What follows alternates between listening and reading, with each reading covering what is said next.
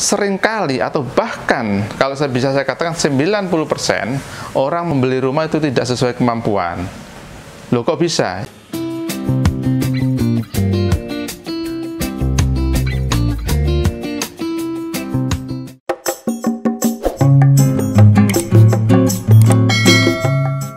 Halo, Assalamualaikum Sobat Jamu Time.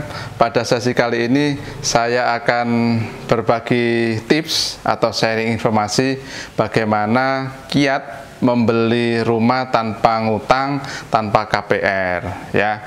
Nah, barangkali Sobat Jamu Time selalu berpikiran, apa iya zaman sekarang membeli rumah itu bisa cash, bisa tunai, tanpa hutang, tanpa KPR ya. Padahal kalau kita perhatikan, harga rumah itu kan selalu naik, kenaikannya cukup tinggi, sementara kenaikan penghasilan khususnya para karyawan itu kan average, rata-rata ya. Jadi kalau kenaikan karyawan itu penghasilannya misalkan naik 10%, tapi kenaikan properti rumah itu bisa 20-30% per tahun. Nah, bagaimana ngejarnya? Nggak akan ini ya, kalau kita bandingkan seperti ini. Nah, ini rumah, ini properti, ini penghasilannya, nggak akan kekejar. Nah, tapi yakinlah bahwa apabila kita fokus, punya keinginan yang kuat untuk membeli rumah tanpa ngutang, insya Allah itu akan dimudahkan oleh Allah Subhanahu Wa Taala ya. Jadi prinsip pertama adalah selalu yakin bahwa siapapun itu pasti punya rumah dan bisa beli rumah tanpa ngutang. Itu prinsip pertama. Kalau itu tidak yakin, maka jangan harap kita akan bisa beli rumah tanpa utang, tanpa KPR. Karena apa? Sekali kita membebaskan pikiran kita bahwa kita bisa beli rumah, bahwa kalau beli rumah itu mesti dengan utang atau dengan KPR, maka apa?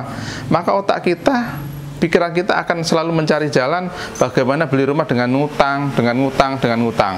Nah, itu yang selalu terjadi. Maka arah pikiran kita, pola pikiran kita selalu akan mencari rumah-rumah yang selalu di KPR-kan.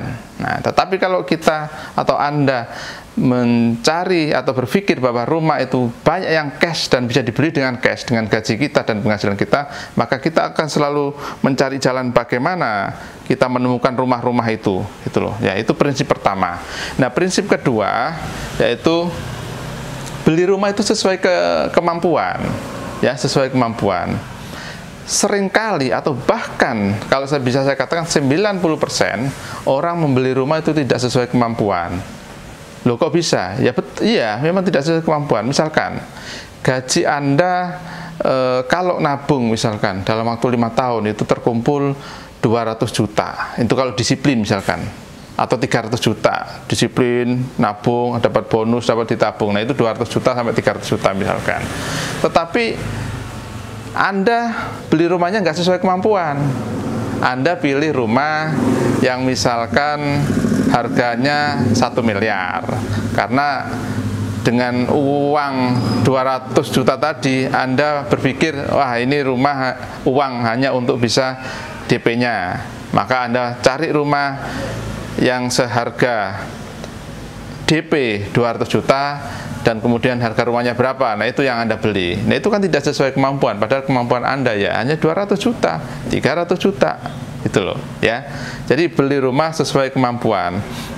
Nah, karena itu kalau sesuai kemampuan itu belum bisa meraih rumah idaman, ya sabar dulu. Jadi yang penting kita beli rumah yang pertama itu sesuai kemampuan ya. Jadi tidak perlu memikirkan rumah, saya pingin rumah begini bla bla bla di komplek ini, di daerah ini harus begitu, lingkungan begini. Nah, itu berat. Kalau memang kemampuan Anda misalkan 300 juta tapi mintanya di daerah tertentu yang lebih bagus rumahnya dan lebih bagus lokasinya.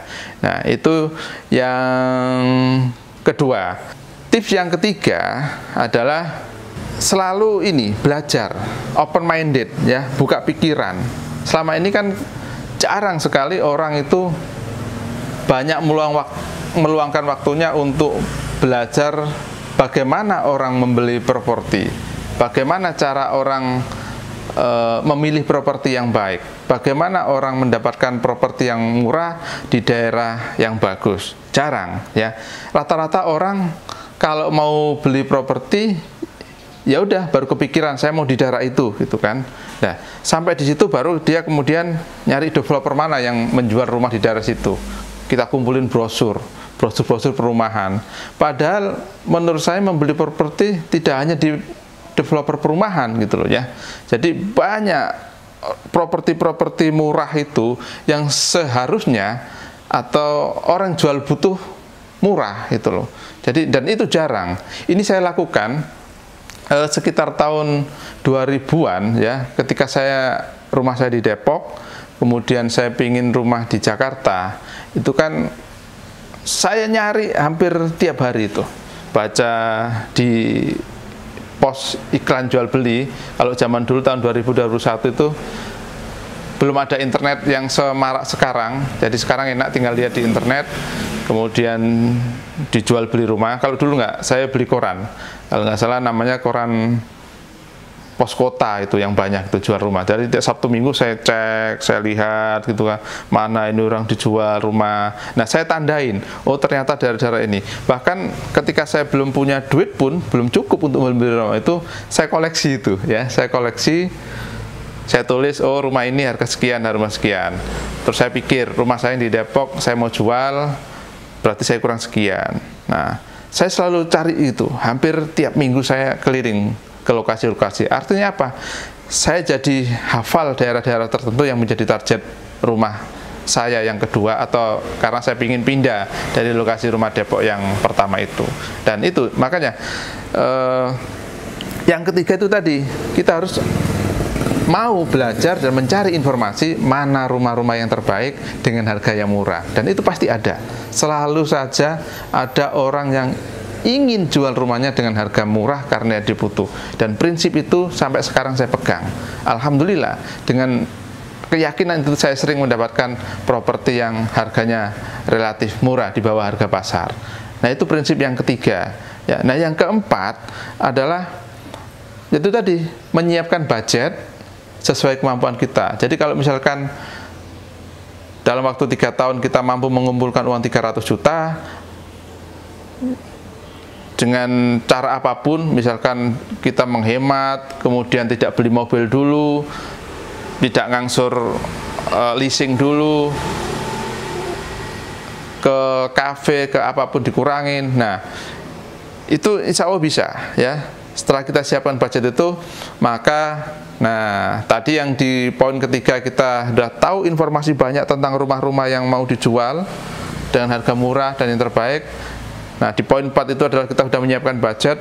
Maka selanjutnya adalah nanti saya akan berikan hitungannya bagaimana mendapatkan misalkan rumah seharga 500 juta hanya Anda bayar sebesar 250 sampai 300 juta. Nah, ikuti, check it out. Nah, demikian Sobat Jamu Times, apa yang saya share, mudah-mudahan bermanfaat. Dan mudah-mudahan yang belum punya rumah, yang punya keinginan rumah secara kuat untuk tidak ngutang dan tidak KPR, saya doakan semoga terlaksana di tahun ini atau 1-2 tahun ke depan. Karena itu, jika informasi ini dirasakan bermanfaat, silakan di like and subscribe ya, dan jangan lupa itu ditekan tombol loncengnya supaya kalau ada informasi-informasi terbaru dari saya yang insya Allah bermanfaat, Anda akan mendapatkan informasi yang pertama dari saya. Dan jangan lupa pula, silakan share juga ke teman, sahabat, saudara handetolan yang saat ini barangkali masih bingung mencari rumah atau bingung mau membeli rumah, caranya secara cash atau tunai tanpa hutang tanpa KPR, atau bingung karena takut riba membeli rumah dengan KPR, silakan di-share ke mereka. Semoga bermanfaat. Assalamualaikum warahmatullahi wabarakatuh.